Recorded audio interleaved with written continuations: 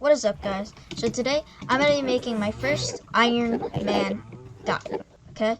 Now this is going to be for early game Iron Mans like what you see now. There's some like wise dark goggles, so just dabbling in dungeons with like a dreadlord sword.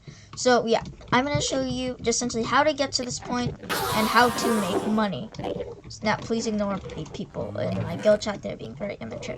So here's what we're going to start with. So first we're going to start with what you do right at the beginning. So let's just go into the hub to find out.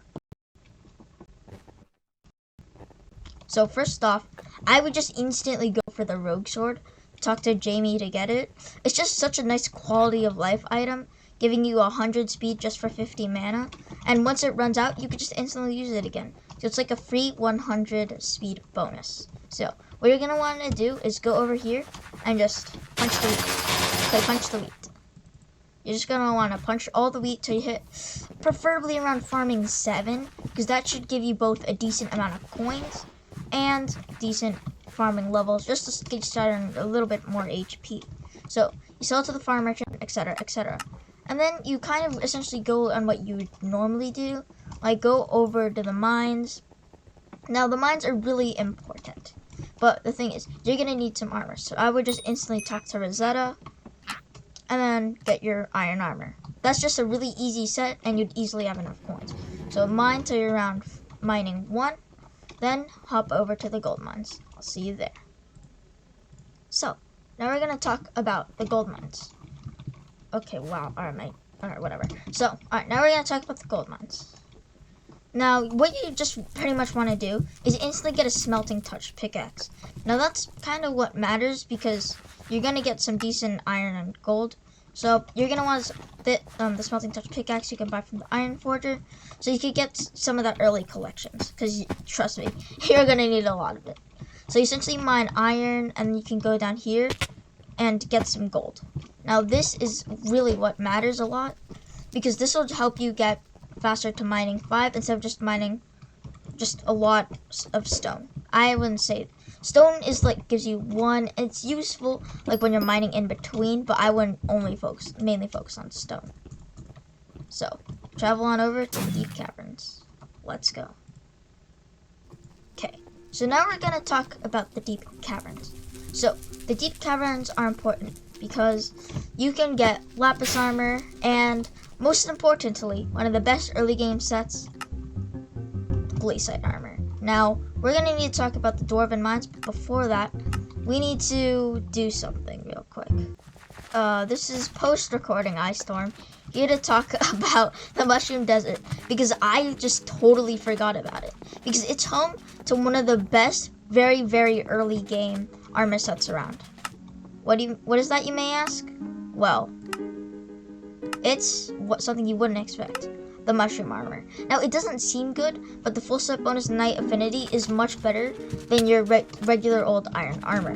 Now, if you want to skip this progression, you could go right ahead, but at the same time, it won't take you long at all, especially if you have a co-op going for it.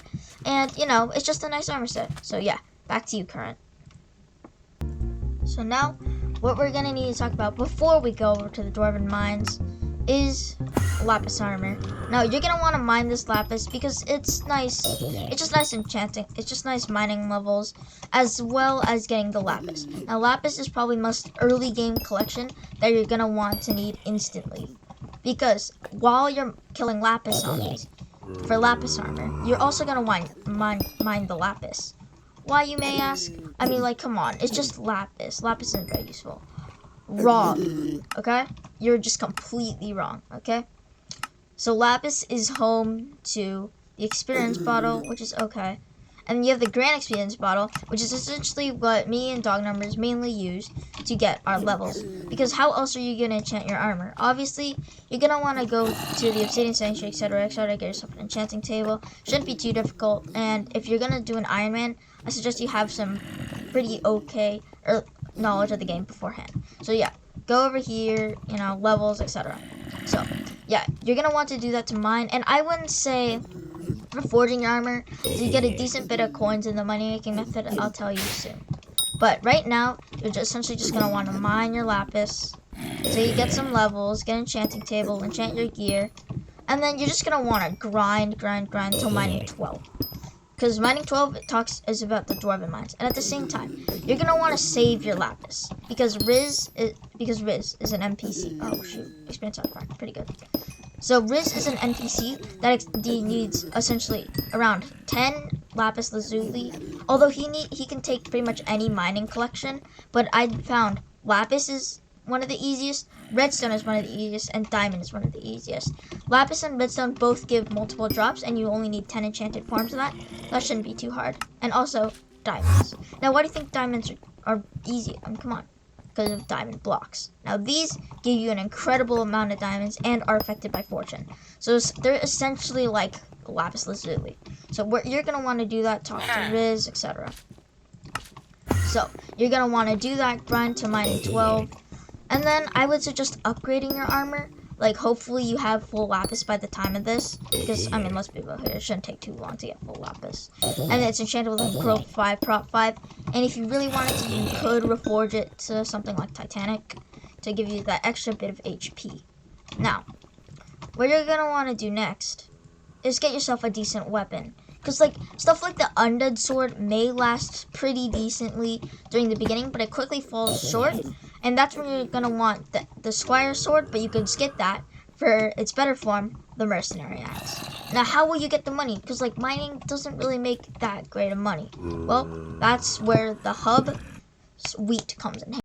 You just mine wheat. It should take maybe like 30 minutes or so. Because let's be real here, it's Iron Man. It's like the most grindy version of Skyblock aside from Stranded. You're just gonna want to mine the wheat, get around a full inventory. Also, this minion, you can loot it if he's not looking. I would just ignore the seeds and wheat and just go for the hay bales. Then you run over to the NPC. And if you don't have a rank, that's fine. But a rank would be really good here because you could go to private lobbies. So you're going to want to sell your stuff. Then go over here. And if you don't have a rank, you can just go around into a random hub. If you do have a rank, you could hit random hub. Hope you get into a private lobby. And then farm some wheat, sell, etc. You keep doing that back and forth.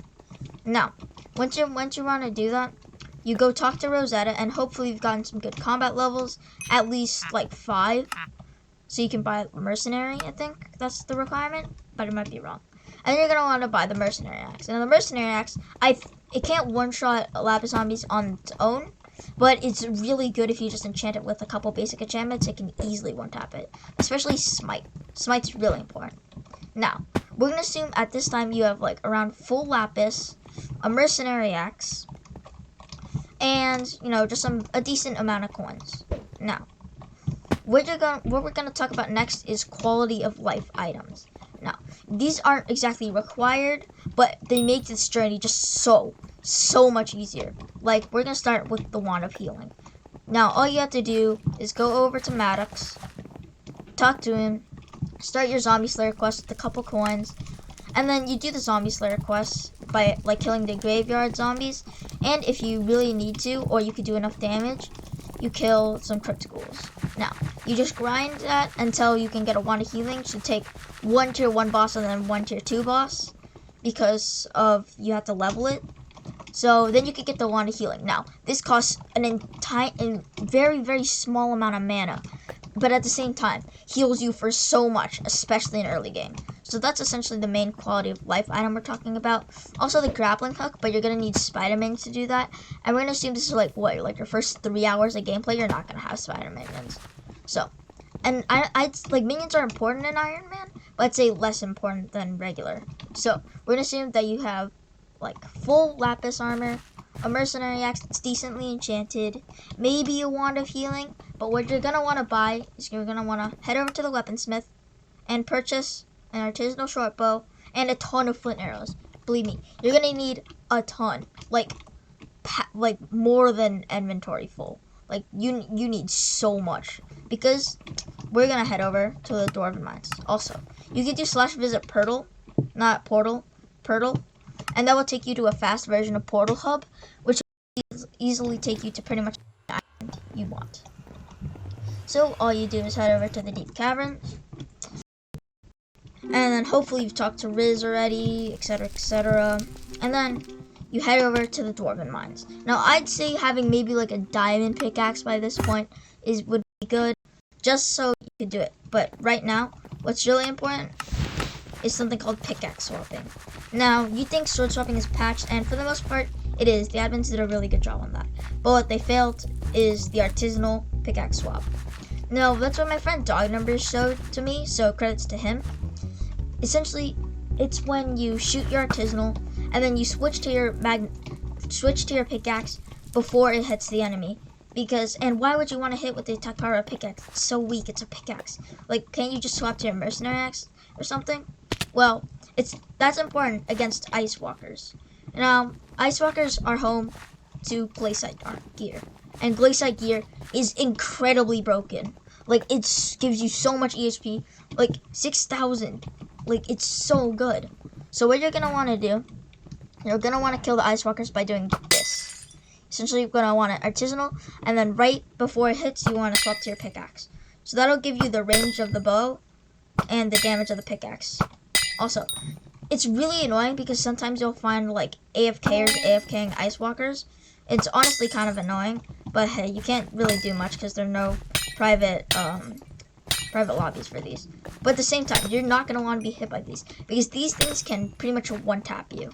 Now, you're going to want to grind until you get like full glacial, but it's a 0.25% drop chance per ice walker killed for a piece. But in my experience, like it took me around 2,000 kills to get my full set. Maybe I'm just really unlucky, but that's also happened to my friends. So I'm gonna assume that as not really fact, but decent. So after you do this, once you're finished grinding this, you're gonna want to dabble into dungeons. Now, dungeons are quite scary, and you might not have the combat level. But if you have full glacial, I'm sure you do by just killing ice walkers. So you're gonna want to go over to the dungeon hub. It's fairly secure. And then you're gonna want to hop into an entrance floor. Now, why is entrance so important? Like, why do you need to do dungeons if it's early game? You need it for this thing, the Dreadlord Sword. Now, the Dreadlord Sword is possibly the most broken early game item just I've ever seen. Because it shoots these things, easy 2,900 damage a hit. And it's such a basic set. And it's so easy to get. You just essentially, I would go mage. Like, I would just pick mage. And then you find a Crypt Dreadlord. And then you just thunderstorm them. Thunderstorm, once they die, there's a chance that they will drop the Dreadlord Sword, and it's yours to keep. 35,000 durability, and you could hit it like my friend Dog Number hit mobs with it, but I'm just gonna use the ability because it just gives range. I think does more damage, and it's just better because this thing has durability, which is annoying, but you know. And it also comes fully enchanted, so you don't need to just waste your time doing that, as well as Reforged. Now, preferably, if it doesn't have Heroic, you're probably going to want to change it to Heroic, because it gives the most intelligence. But, yeah. So, I think that's going to be it for now. And I might make more Ironman guides in the future, if you guys want me to. So, yeah, just leave a like, subscribe, and yeah, see you. Bye.